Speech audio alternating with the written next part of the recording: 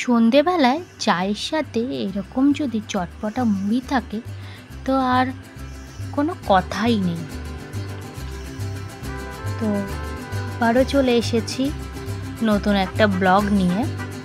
আর আজকের ব্লগটা শুরু করছি সন্ধে 6টা থেকে। তো চা করা হয়ে গেছে, চা দেওয়াও হয়ে গেছে, আর আমি আলু দিয়ে এই চটপটা মুড়িটা মাখছিলাম। এবার সবাইকে দেব। দুপুরবেলায় আলুটা সেদ্ধ করে রেখে দিয়েছিলাম। তো দেখো আমাদের চা খাওয়া কমপ্লিট, আর এই দুটো কি করছে। তো আজকের ব্লগটার মধ্যে তোমরা দেখতে পাবে যে আমাদের পাশেই পিকনিক হচ্ছে, তো সেই ব্লগই তোমাদের সঙ্গে শেয়ার করতে চলেছি। আর পিকনিকটা কি উপলক্ষে হচ্ছে তোমরা দেখতে থাকো, ভিডিওতে তোমরা ঠিক জানতে পারবে।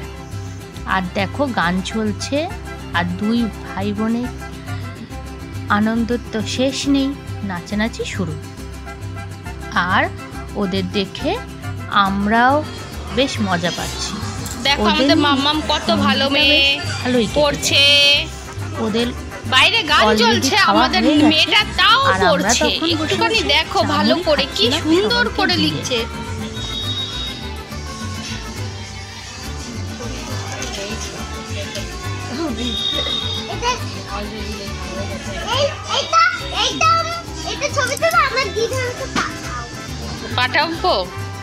পাঠাবো না,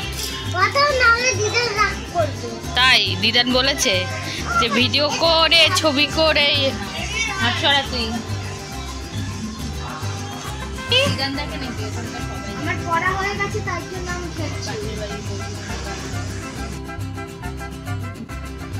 আর ডুগ্গুকেও নিয়ে চলে এসেছি আমি ওপরে। দেখো আসতে না আসতেই কত দুষ্টুমি শুরু। আমি তখন ডুগ্গুকে লেখা দিচ্ছিলাম, আর বইয়ের লেখাটা পয়েন্ট করে দিচ্ছিলাম। ও তো একদমই বাচ্চা মানুষ, এই সবে সবে লেখা করতে শুরু করেছে, সবে মাত্র শিখেছে, ওই জন্য ওকে একটুখানি পয়েন্ট করে দিচ্ছিলাম। আর এই বইগুলো দেখছো, এই বইগুলো বাম্বির বই, ছোটোবেলার। তো প্রত্যেক বছরই বই পায় হ্যান্ডরাইটিংয়ের। তো ছোটোবেলার বইগুলো রেখে দিয়েছিলাম, ওইগুলো পুছেই ওকে করাচ্ছি। অনেক কষ্টে পড়াশোনা করতে বসেছে, কেননা পাশেই পিকনিক বলে কথা। হ্যালো এভরিওয়ান, কেয়ার অফ মৌসুমীর মধ্যে সকলকে স্বাগতম। আমরা চলে এসেছি নতুন একটা ব্লগ নিয়ে। তো এখন প্রায় 9:30 বাজে। তো এখন ব্লগটা করছি, ব্লগটা এর আগে থেকে শুরু করে দিয়েছি, তোমরা ব্লগের মধ্যে দেখতে পাবে। তো আজকের ক্লাবে আমাদের পিকনিক হচ্ছে। পিকনিকটা উপলক্ষে হচ্ছে যে আজকে ডিজে বক্স নিয়ে এসেছে, আর আরও ডিজে লাইট টাইট অনেক কিছু কেনাকাটি হয়েছে। তো সামনেই দোল, দোলে তো কি বলবো জানি না দোলে পিকনিক হবে কি না, তো সেই জন্যে আগে থেকেই পিকনিকটা করে নিচ্ছে। তো চলো তোমরা দেখতে থাকো। আর আমি এই মুখটুক ধুয়ে এলাম, সামনেই আমার তো ব্লগ যারা দেখো তারা অবশ্যই জানো যে আমার মানে বাড়িটা পুরো ক্লাবের পাশে, তো ক্লাবেই পিকনিক হচ্ছে। তো এই মুখটুক ধুলাম, এমনি কিছু রেডি হবো না, দেখি শুধু ড্রেসটা চেঞ্জ করবো, চলে যাবো, কেননা অনেকটা রাত্রির হয়ে গেছে আর বাচ্চারা ঘুমিয়ে পড়ছে, ওই জন্যে আর কি নর্মালি পুরো একদম চলে যাবো। তো তোমরা দেখতে থাকো, আশা করছি খুব ভালো লাগবে। তো এই যে দেখো রেডি হয়ে গেলাম, শুধু ড্রেসটাই চেঞ্জ করেছি আর দুটো কানের পরে নিয়েছি। বাড়ির সামনে আর কি সাজবো বলো, আর তারপরে অনেকটা রাত্রির হয়ে গেছে, চলো যাওয়া যাক, এরপর ভিড় হয়ে যাবে, বাচ্চাদের নিয়ে খেতে পারবে না। তো চলো।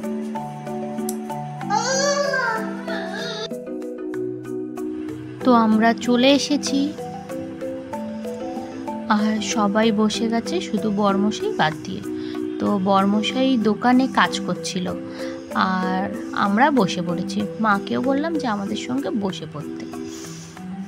আর এই দেখো ডুগ্গু কাঁদছে ফোন দেখবে বলে। তো ফোনও দেখবে, একা একা খাবেও, দুটো তো এক জিনিস করা যায় না।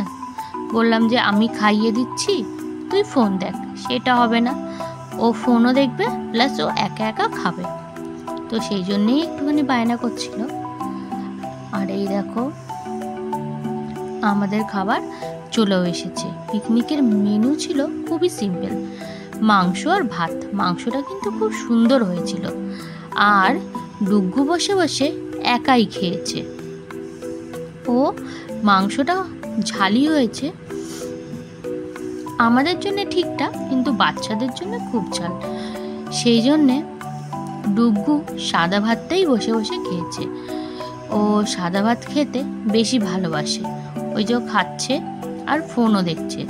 আর এর মধ্যে বড়মশাই চলেও এসেছিল। আর তার আগে মায়ের খাওয়াও হয়ে গেছে, আর ডুগ্গুকে মাংসটা ধুয়ে ধুয়ে দিচ্ছিল। এই যে ডিজে বক্সটা দেখছো আর এই ডিজে লাইটগুলো এনেছে। তো চলো, খাওয়া দাওয়া হয়ে গেছে, এবার বাড়ি যাওয়ার পালা। কোথায় ছিল? আর আগে গিয়ে বাম্বি শুয়ে পড়েছিল। আর এই দেখো বাম্বির মনে হয় দাঁত পড়ে গেছে। কি বলছে একটুখানি শোনো তোমরা। আমি তো শুনে হাসতে হাসতে পাগল ওর কথা। কি শুবি এটা ইয়ে করে? কুলকুচি করেছিস? হ্যাঁ,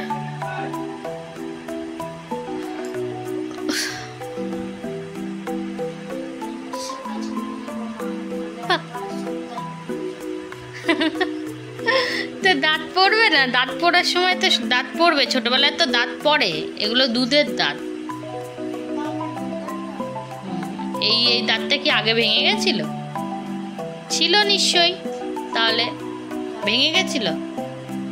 তাহলে পাগল কোথাকারে, ঘুমা ঘুমা। আরে তোর দাঁত উঠে যাবে, দাঁত নড়ছিল না, দাঁত উঠে যাবে।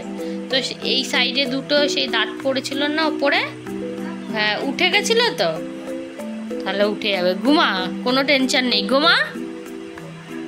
এখন অনেক দাঁতটা পড়ে যেতে ওর খুব চিন্তা হয়ে গেছে, ওর দাঁত আর উঠবে কিনা। সেই জন্য আমাকে বলছিল যে ডেন্টিস্টের কাছে নিয়ে যেতে। আর ওই দাঁতটা বালিশের নিচে রেখে শোবে। ওই তিত ফেয়ারি এসে ওকে নাকি গিফট দিয়ে যাবে। তো সেই জন্যে দাঁতটা বালিশের নিচে রেখেছে। আর ওর খুব চিন্তা হয়ে গেছে সত্যি এবার দাঁতটা উঠবে নাকি। সেই জন্যে ও আমার কাছে কেঁদে কেঁদে বলছিল যে আমাকে একটুখানি ডেন্টিস্টের কাছে নিয়ে যেতে। তো আমি আসবো না কি করব বুঝেই পারছিলাম না। তো বললাম যে ঘুমিয়ে পড়, বাবা আসুক, আর সকালবেলা উঠে দেখবি যে তোকে কি গিফট দিয়ে যায়। তো ওকে ঘুমিয়ে পড়তে বলছিলাম, আর আমার কথা শুনে হাসছিল। সবাই ঘুমিয়ে পড়েছে, এখন 11টার বেশি বাজে। তো আজকের মতন আমি এখানেই শেষ করলাম। টাটা, দেখা হচ্ছে নেক্সট ব্লগে। ভালো লাগলে অবশ্যই আমার চ্যানেলটাকে সাবস্ক্রাইব করে দিও, আর অবশ্যই লাইক কমেন্ট শেয়ার তো অবশ্যই করো।